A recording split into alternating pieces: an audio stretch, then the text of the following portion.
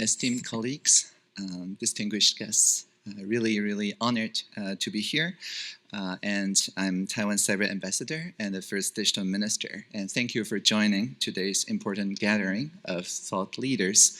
When it comes to trusted technology, I think it is not just for better business outcomes, but also serves as a rallying point against authoritarian regimes working to destabilize our democracies, economies, and national security.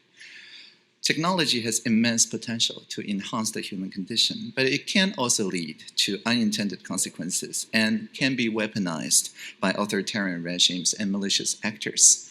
I just flew in from Taiwan yesterday, where we have been experiencing this tech-fueled battle up close. Taiwan has been at the forefront of this. We have successfully countered foreign information manipulation campaigns on the more antisocial corners of social media.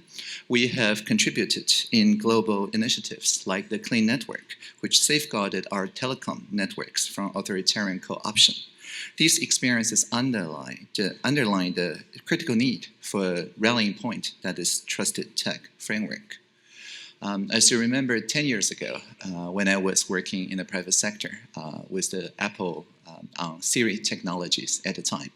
And people at the time were really angry, protesting against a sudden kind of forced passing of the trade deal with Beijing that would have forced Huawei and ZTE and many other so-called private sector from authoritarian regimes into our then new 4G infrastructure. But we did not just protest. The Sunflower Movement activists worked with many NGOs and many leaders to make sure that people have a way to have a real-time deliberation about the effect of those systemic risks have on our society. With 500,000 people on the street and many more online, thoroughly nonviolent, we deliberated over the course of 3 weeks, and I helped the live streaming of this deliberation where people really put a dollar figure on the systemic risk that whenever and wherever these so-called private sector gets coerced by their state government to install backdoors and so on, we will have to continuously do systemic risk analysis for each and every upgrade. And that actually is a higher cost than working with the trusted tech partners. So we didn't just call ourselves protesters, we call ourselves demonstrators. Protesters are just against something, and demonstrators demonstrate that there is a better way to do business, to make trustworthy 4G and then now 5G and now 6G telecom network services and components from Taiwan and also with other democratic allies. So together with the Krach Institute and the experts that you're about to hear from, we have committed to developing the world's first global trusted tech standard, which I'll just call the trust standard from this point onward. The trusted tech standard is the main idea really is to define trusted tech and to have the entities, whether they're countries or companies, organizations or products and services, to enable seamless interoperation between these entities and trusted collaboration and ultimately to advance freedom. And because the impact is firstly felt on national security related issues, the standard will be designed to apply first to such sensitive technologies such as, of course, 5G, 6G, but also advanced manufacturing and robotics, AI and machine learning, of course, but also autonomous and electric vehicles, biotech, clean energy, electrical grids, cloud computing, financial technologies, including blockchain-related ones, hypersonic, quantum, and advanced computing, semiconductor, microelectronics, space tech, and systems. And earlier today, you have heard about the Global Tech Security Commission. I'm proud to have served as the Taiwan commissioner, and developing this trusted technology standard was a key recommendation from the commission.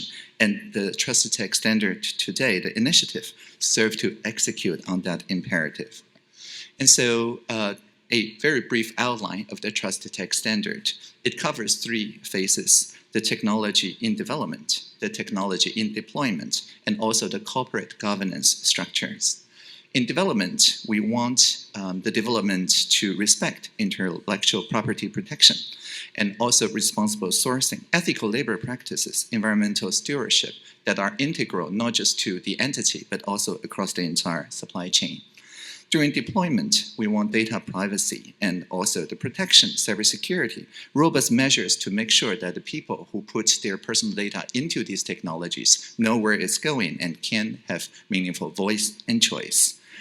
We want to prevent misuse, and we also make sure that they're committing to open standards. Imagine if, for example, TikTok commits to open standards so that whatever you posted on TikTok can be consumed on any non-TikTok app, then we won't have this lock-in situation. And so this idea of open standards interoperability is, again, a key to trustworthy technology. Now, for corporate governance, we want to have transparent financial disclosure and accountability, a clear ownership structure. We also want to have this commitment from those entities to anti-bribing and anti-corruption practices.